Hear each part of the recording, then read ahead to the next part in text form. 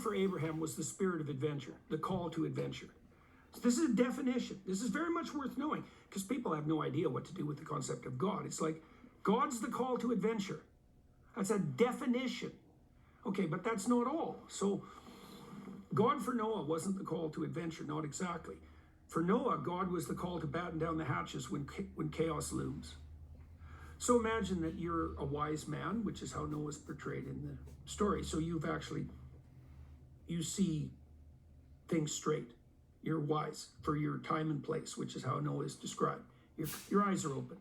And you get an intuition that all hell's about to break loose. And so you take the appropriate precautions.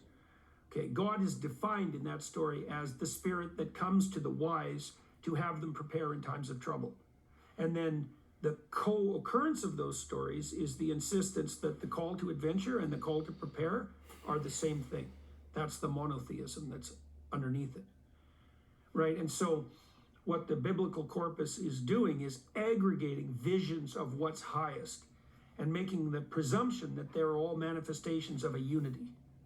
Now, the alternative is that it's a plurality, right? I mean, you're going to cope with this one way or another. Like either everything that calls to you morally is the manifestation of one thing in some complex manner, or there's a plurality of moralities. Those are the only options. The monotheistic insistence is that what's highest is in the final analysis one thing. So what else? So how else is it portrayed in the Old Testament stories? God is the voice of conscience. That's another portrayal.